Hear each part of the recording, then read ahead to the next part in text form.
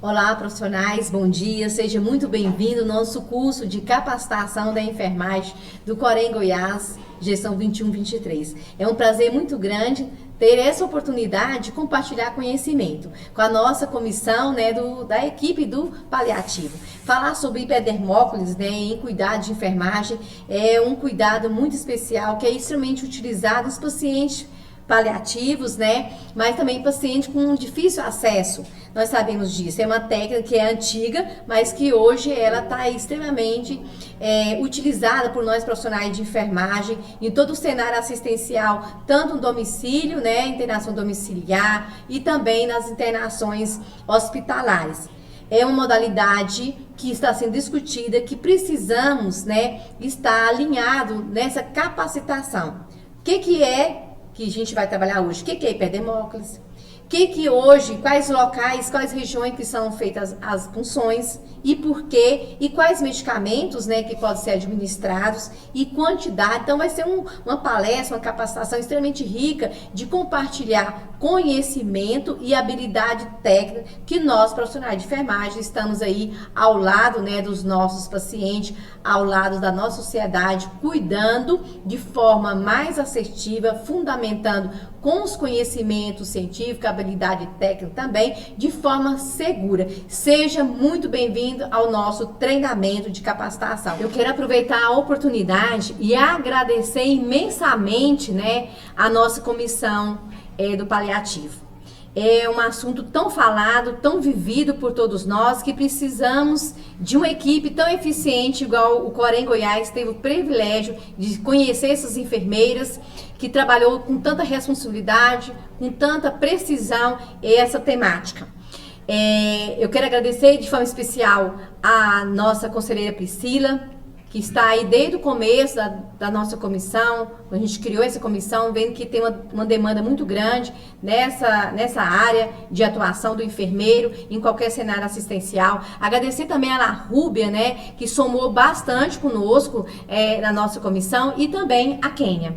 Vem aí trazendo uma gama de experiência muito grande da nossa vivência hospitalar e também pontuando especificamente essa temática que é utilizada hoje pelos nossos profissionais de enfermagem, enfermeiros, técnicos, auxiliares, parteiros também, utilizando esse acesso de administração de medicamentos. Sejam muito bem-vindos, um grande abraço, agradeço imensamente e estou aqui também à disposição de todos. Bom dia a todos, meu nome é Kênia, sou enfermeira especialista em cuidados paliativos e fui convidada pela Comissão de Cuidados Paliativos do Corém para poder conversar um pouquinho com vocês sobre hipodermócolis em cuidados paliativos. Bom, antes de mais nada, é importante a gente falar um pouquinho sobre a ideia do cuidado paliativo em si. E para a gente iniciar, eu trouxe aqui esse slide que fala sobre o porquê do símbolo da borboleta nos cuidados paliativos. Então, não sei se vocês já perceberam, o símbolo oficial dos cuidados paliativos é a borboleta. Então, por que isso? Então, a borboleta, ela vive pouco tempo, mas nesse pouco tempo, ela poliniza as plantas, embeleza a natureza e deixa as pessoas felizes. Ela é um exemplo de vida que não se mede só em tempo. A vida também se mede em intensidade. E é por esse motivo que os cuidados paliativos são importantes. Eles são uma série de cuidados com o corpo, a mente, o espírito e a família dos pacientes.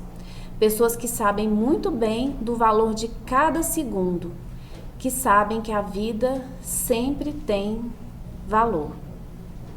Então, quando a gente pensa em cuidados paliativos, a gente tem que pensar no cuidado integral, certo? É corpo e alma, É uma família, um cuidador que está ali junto, cuidando desse ser. E outra coisa importante também é que o cuidado paliativo, ele não está só relacionado com a parte oncológica. A gente, quando fala em paliativo, a gente pensa somente em paciente oncológico. Não, os pacientes com doenças crônicas também são considerados pacientes em cuidados paliativos. Então, o cuidado paliativo ele é definido como uma abordagem que promove a qualidade de vida de pacientes, dos familiares, que enfrentam problemas associados à doença que ameaça a continuidade da vida. Então, as doenças crônicas também estão relacionadas com esse fator ameaçador de vida. Então, o paliativista, ele procura prevenir e aliviar o sofrimento. E para isso, para que isso seja bem eficaz, é importante que a gente identifique precocemente, avalie a dor, faça um tratamento correto, né? E também a gente dê uma atenção especial aos problemas psicossociais e espirituais.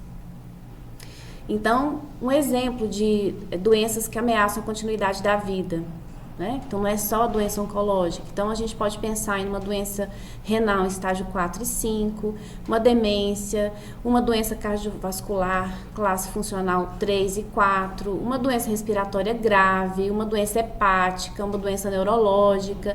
Então, é uma gama de problemas que a gente pode considerar como sendo importante para a gente entrar com cuidado paliativo.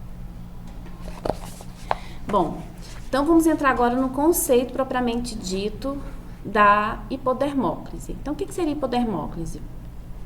É uma técnica que utiliza a via subcutânea para infusão de medicamentos ou soluções e pode ser implementada no ambiente hospitalar ou domiciliar. Do ponto de vista técnico, é considerado simples, segura e de ótimo custo-benefício. Então, ela corresponde ao uso de uma via alternativa em pacientes que necessitam de suporte clínico para reposições de fluidos, medicamentos e eletrólitos. O termo hipodermólise, ele corresponde ao uso da via subcutânea para infusão contínua de soluções em volumes maiores. Quando um determinado medicamento é infundido em bolos ou diluído em pequeno volume, não cabe descrever essa aplicação como hipodermólise, mas sim como uso de via subcutânea. Então, aqui a gente tem a angulação correta, né, que é a 45 graus, que é considerado a via subcutânea. Então, 90 intramuscular, subcutânea 45 graus, intravenosa 25 e intradérmica 10 a 15 graus. Então, o cuidado que a gente tem que ter na administração de medicamento pela via subcutânea é ter esse cuidado que seja 45 graus. A gente vai comentar mais um pouquinho. Bom, em relação à origem histórica, os primeiros relatos da técnica datam de mais ou menos 1836 pelo médico francês Lafargue. E o que aconteceu? Ele foi inocular morfina na pele de pacientes com o objetivo de analgesia. E nessa ocasião ele registrou um efeito sistêmico que comprovava a eficiência da absorção por essa via.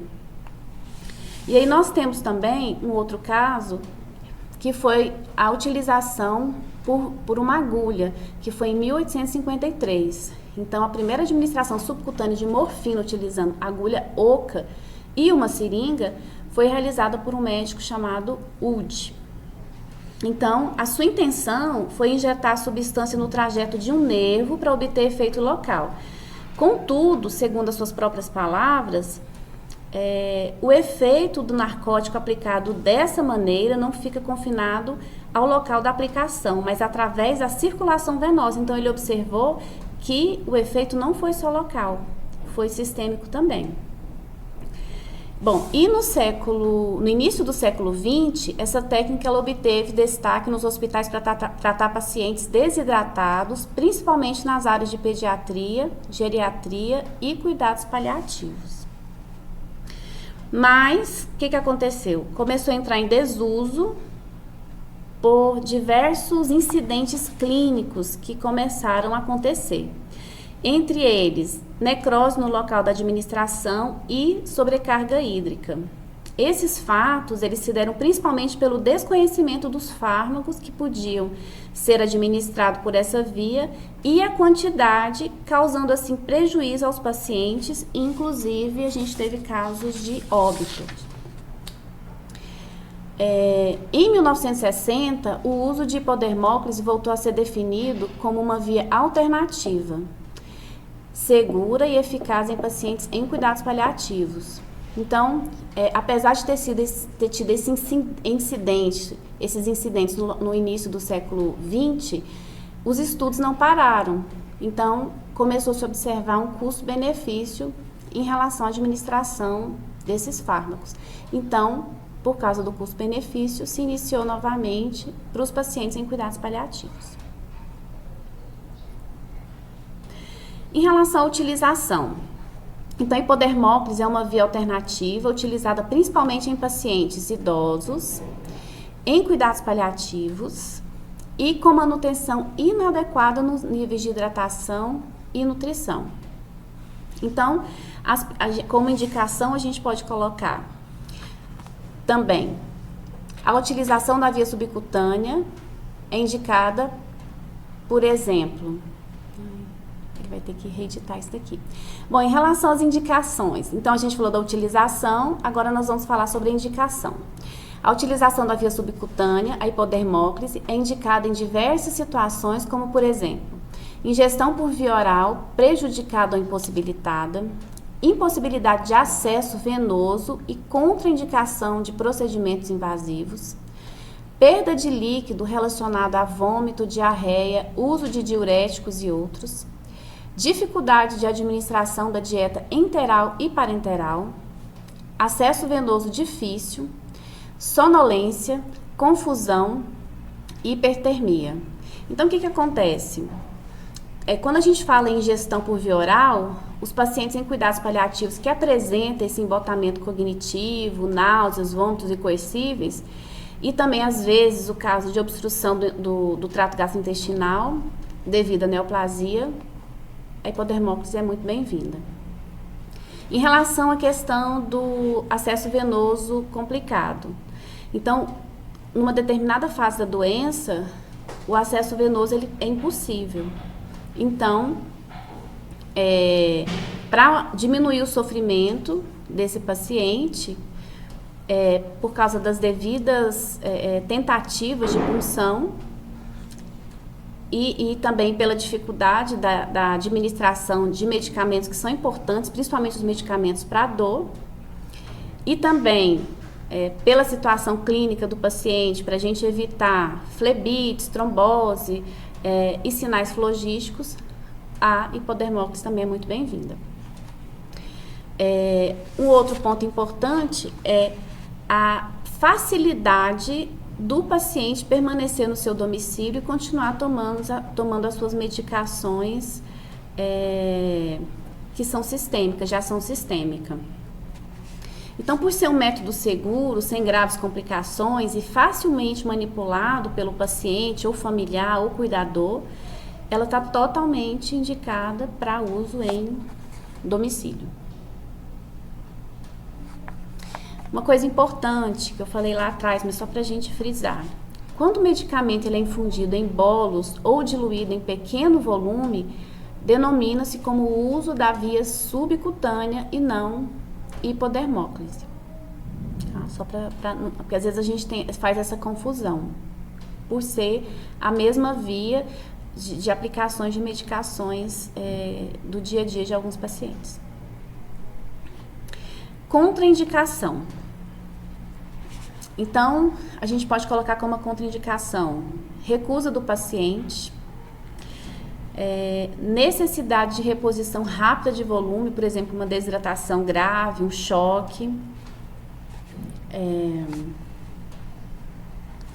Que mais? Anasarca. O que acontece? A presença de edema ela vai inviabilizar o acesso subcutâneo, pois vai reduzir a velocidade de absorção dos medicamentos. Entretanto, se o paciente não estiver em franca anasarca, pode-se realizar a punção em áreas do corpo menos acometidas pelo edema. Aí vem a importância dessa análise, dessa anamnese da equipe de enfermagem para poder avaliar isso. Trombocitopenia grave. Observar se a punção do subcutâneo apresenta risco de dano ao paciente, como por exemplo sangramento local, hematoma e quando existe distúrbio grave de hemostasia. Síndrome de veia cava superior. Evita-se a punção em membros superiores ou tórax, mas ele pode ser feito, por exemplo, na coxa, né? E quando existe ascite, nós temos que evitar a punção no abdômen. Em relação à caquexia, quando ela está acentuada, esses pacientes apresentam tecido subcutâneo muito reduzido, sobretudo perto de proeminências ósseas, onde jamais se deve fazer a punção. Nesse caso, o acesso ele tem que ser feito no abdômen ou na coxa, com a redução do ângulo de inclinação. Então, às vezes de 45, em vez de 45 a gente pode colocar 30 graus do catéter, porque o subcutâneo tende a estar mais superficial. Então, essa tentativa ela é recomendada. Voltei aqui, peraí. Essa tentativa ela é recomendada em casos de não haver outra possibilidade e aí exige uma habilidade do profissional para estar fazendo essa punção. Bom, em relação às áreas de infecção, inflamação ou ulceração cutânea e áreas com circulação linfática comprometida, como por exemplo após a cirurgia ou então a radioterapia, que acontece? É importante lembrar que as lesões de pele elas vão comprometer a absorção de fluidos ou de medicamentos infundidos no subcutâneo. Isso ocorre por alteração locais na circulação linfática ou sanguínea. Então, é recomendável, nesse caso, evitar a punção em áreas ulceradas ou infectadas, áreas próximas de dissecção ganglionar ou de incisão cirúrgica e áreas submetidas à radioterapia. Vantagens. Bom, primeiro, via parenteral mais acessível e confortável que a venosa, redução da flutuação das concentrações plasmáticas de opioides, baixo risco de efeitos adversos sistêmicos, como por exemplo hiponatremia, hipervolemia, congestão. As complicações são raras. Pode ser realizada em qualquer ambiente de cuidado, inclusive no domicílio. Fácil inserção e manutenção do catéter e baixo custo. Então, a preservação do conforto, da mobilidade, da independência do paciente são os fatores determinantes quando a gente pensa em eleger, né, o domicílio para que esse paciente tenha os seus cuidados preservados. Desvantagens: volume e velocidade de infusão limitados. Então, a gente pode colocar até 1.500 ml por 24 horas por sítio de punção. Mas aí eu vou fazer uma observação, depois eu vou mostrar um outro desenho para vocês, que tem algumas vias que não comportam 1.500. Mas se a gente colocar mais de um sítio de punção, nós conseguimos atingir esse valor de 1.500 ml. A absorção variável, ela está influenciada por perfusão e vascularização, aí vai depender daqueles outros elementos que eu falei para vocês, a situação do paciente, aí cabe a anamnese. E limitação de medicamentos e eletrólitos que podem ser infundidos, que depois também a gente vai comentar quais são esses medicamentos. Bom, então em relação ao sítio de punção, nós temos aí a região abdominal, que comporta até 1.000 ml, a subclavicular até 250 ml, o deltoide até 250 também, a região interescapular até 1.000 ml, depois eu vou comentar com vocês sobre essa região, ela não é o sítio de melhor eleição. mas ele é importante em alguns casos. E nós temos também a região anterolateral da coxa, que comporta até 1.500 ml. Então, em relação ao sítio de punção,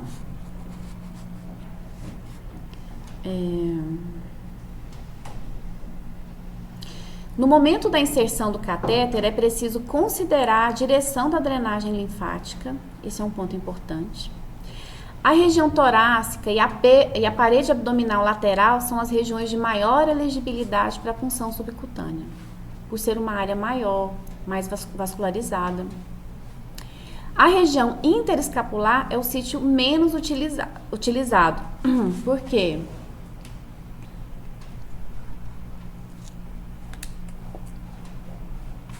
Porque ele não é muito...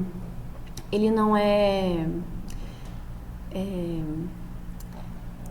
agradável, porque como fica nas costas, o paciente vai ficar com a movimentação limitada. Mas quando que a gente usa essa região? Quando a gente tem um paciente que ele está agitado, que ele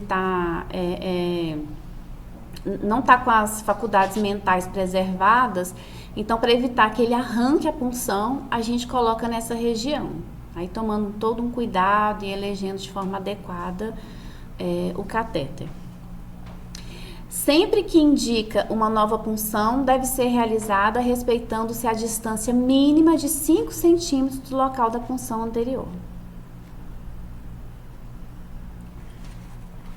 Bom, em relação às técnicas de punção.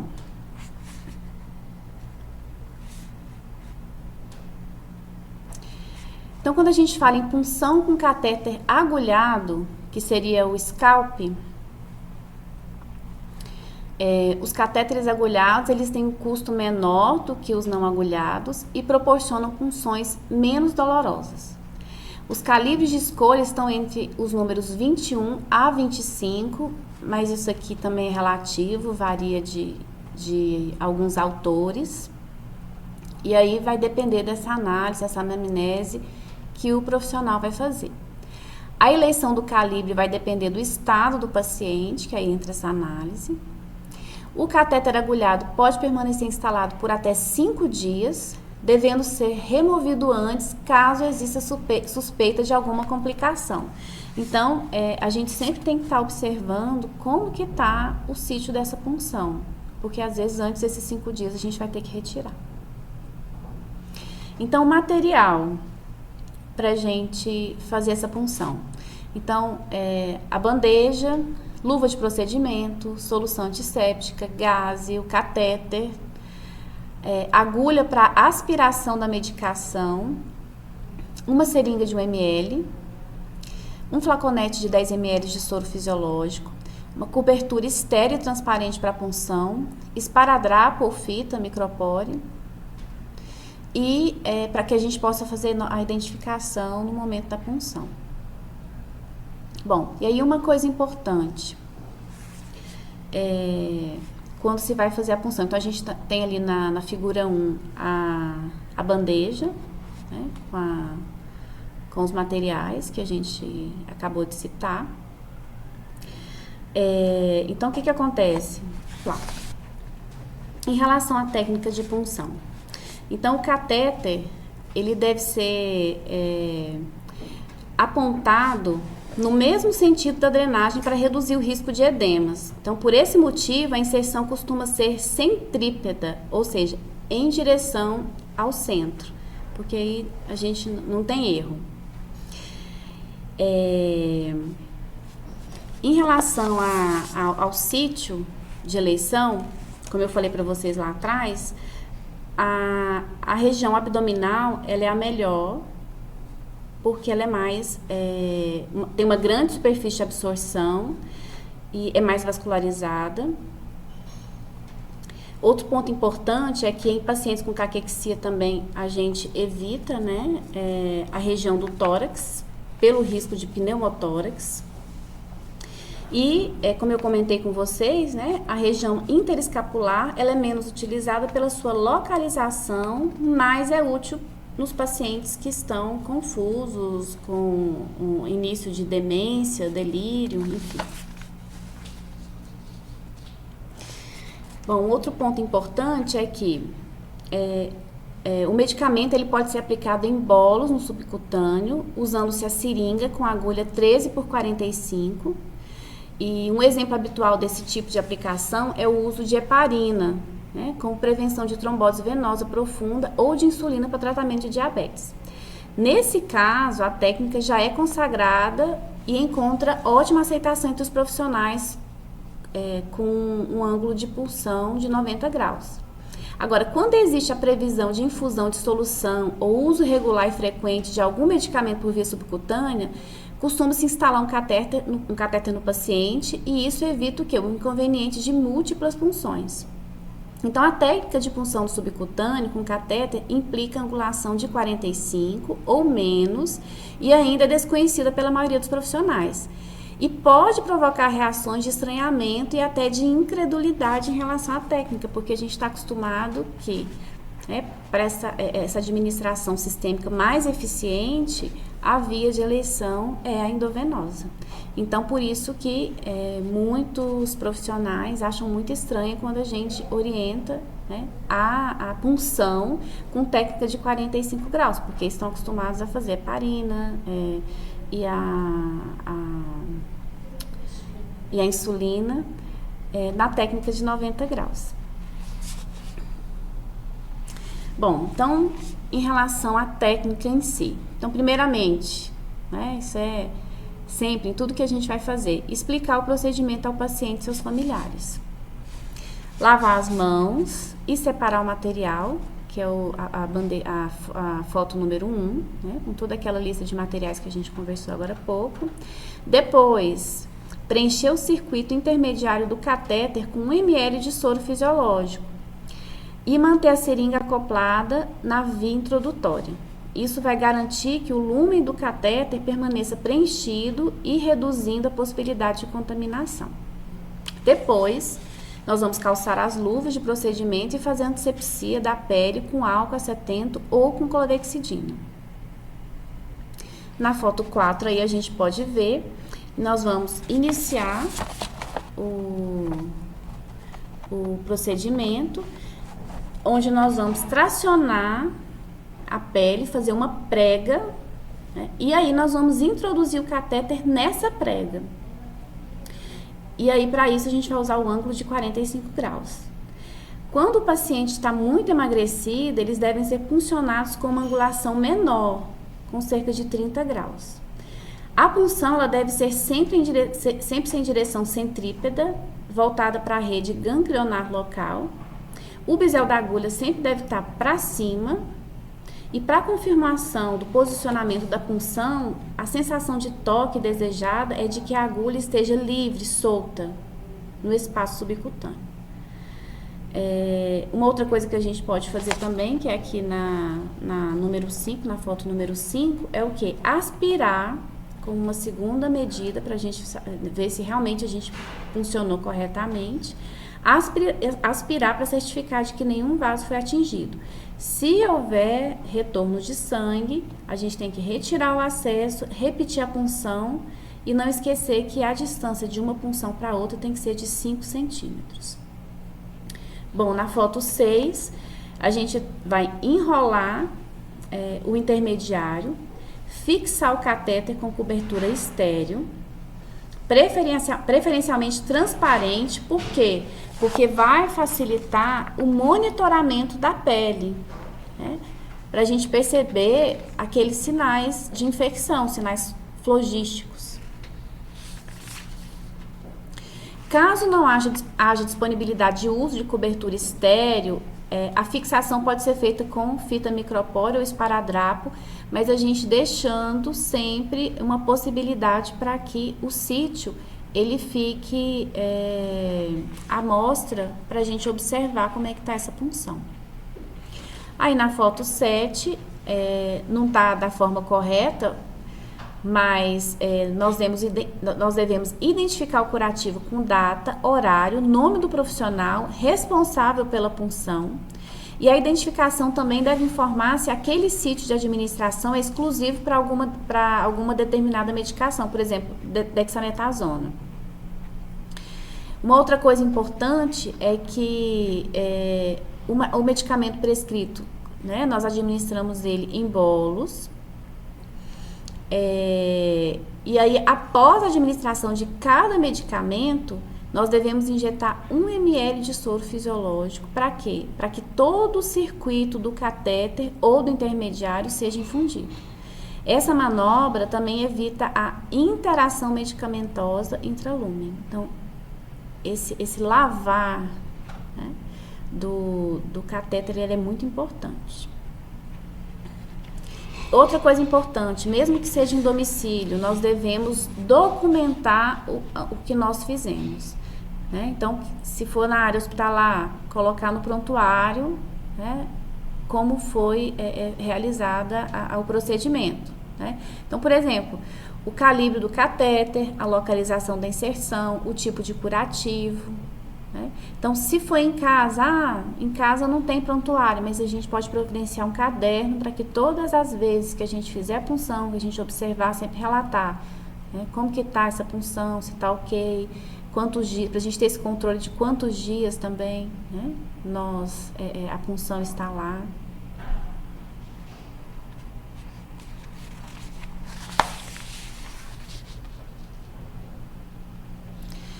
Bom, em relação à punção com catéter não agulhado ou gelco, não difere muito do procedimento anterior. Os materiais são os mesmos, o que vai mudar é o catéter, que a gente vai eleger, no caso gelco. Os catéteres não agulhados, eles são ideais para as punções com previsão de uso prolongado. E eles podem permanecer instalados em média por 11 dias. Isso aí é uma grande vantagem do gel. Os calibres de escolha estão entre os números 20 a 24, que é aquele de canhão rosa, azul ou amarelo. E a técnica de punção é semelhante àquela com catéter agulhado, diferindo somente em pequenos detalhes, que são próprios do gelco. Então, a gente tem aí da mesma forma o material, né?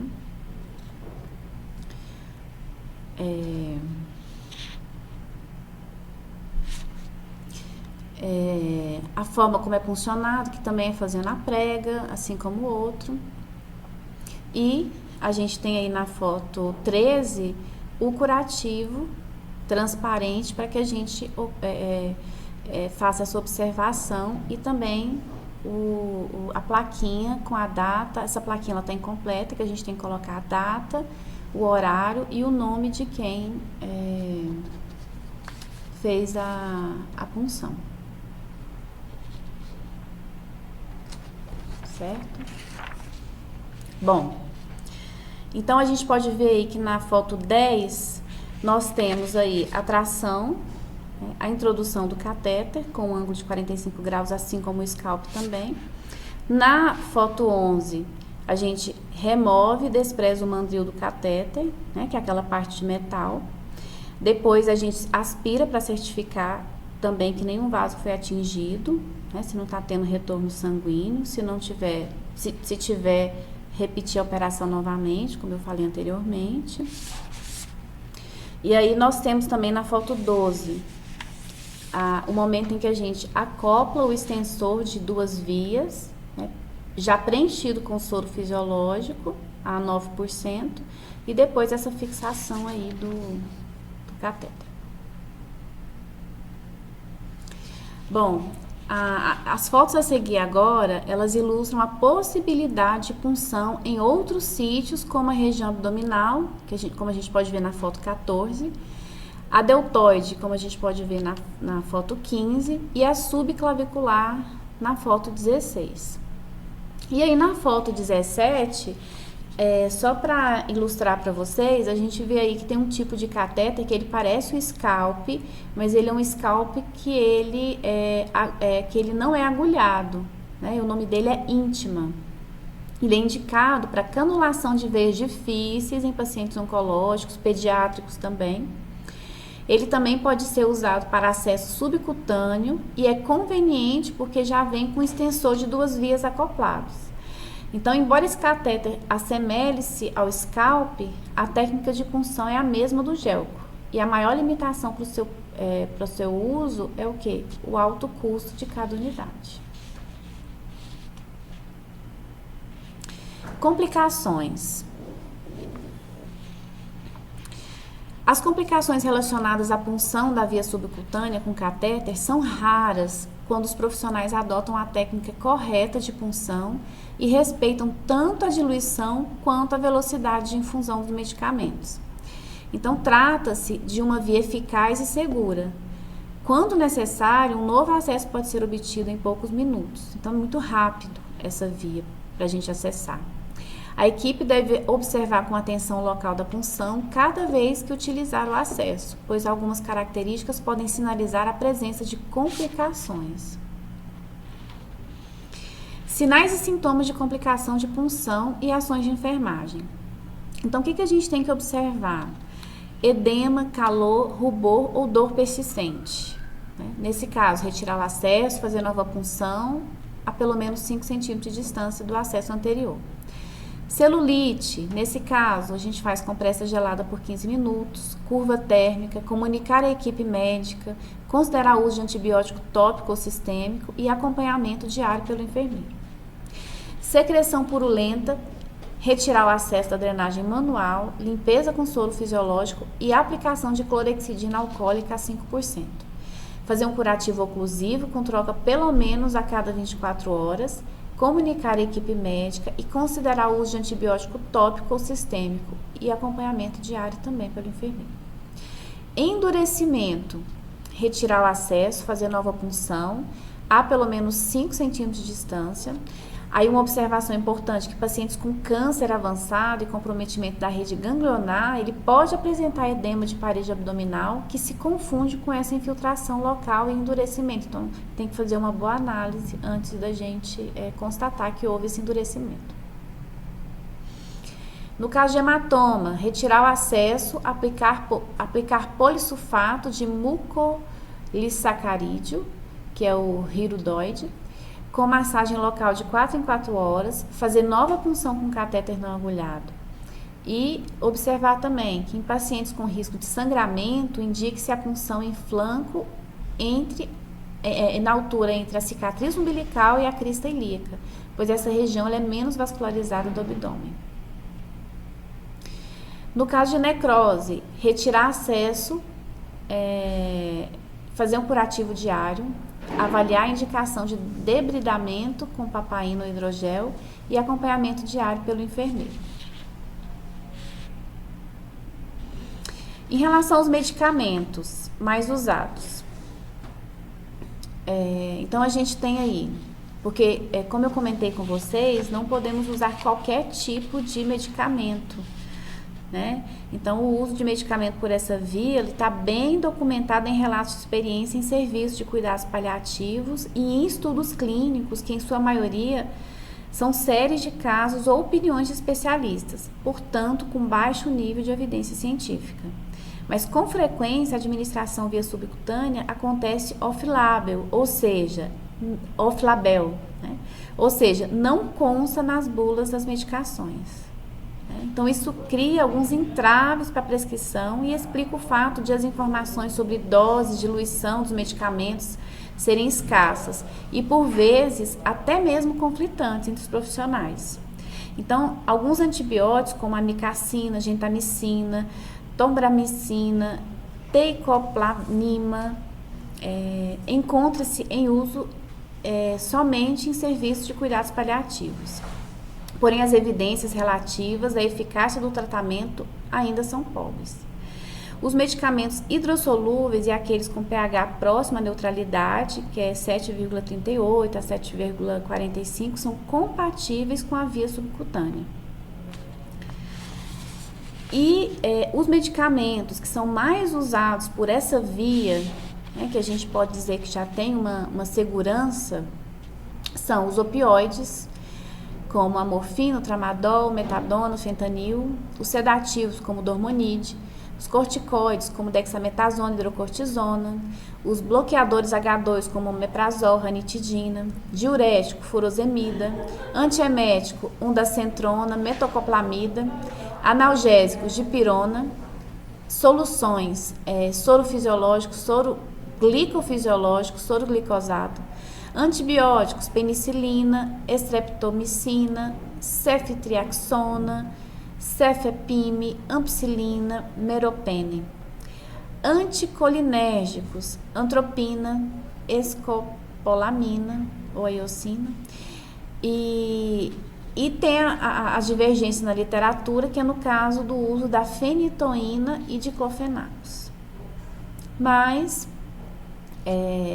são situações em que, com o passar do tempo, com o passar do uso, com experiências de usos profissionais, a gente tem cada vez mais relatos de experiências, artigos, e com isso vai se criando uma segurança maior no uso desses medicamentos, pois o custo-benefício é alto.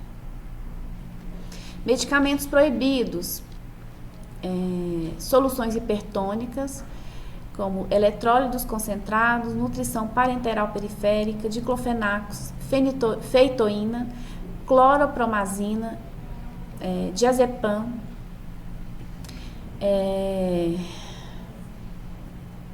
uma coisa importante é seguir as orientações de compatibilidade das drogas presentes em protocolo de hipodermóclise, porque nós devemos evitar injetar mais de 3 medicamentos no mesmo local. Sobre os medicamentos e soluções para uso subcutâneo, o que a gente tem que saber?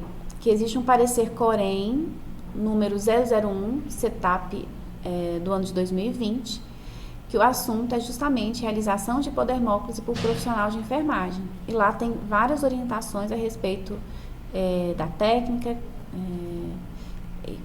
como deve ser feita, os medicamentos.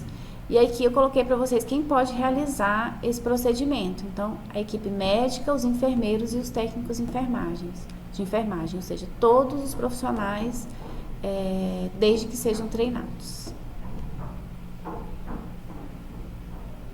Eu trouxe aqui uma frase para a gente fechar esse nosso momento, que diz o seguinte: quando você faz enfermagem, sabe que todos os dias vai tocar uma vida, ou uma vida vai tocar a sua.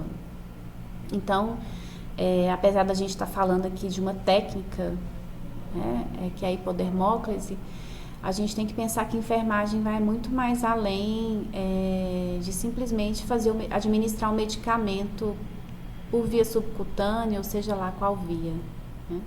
Então, a gente tem que saber que a forma como nós fazemos, né, esse interesse que nós temos em aprender, em querer aprimorar, isso também é importante para tocar a vida de alguém, porque essa pessoa vai perceber que a gente está fazendo isso com amor, com carinho, né?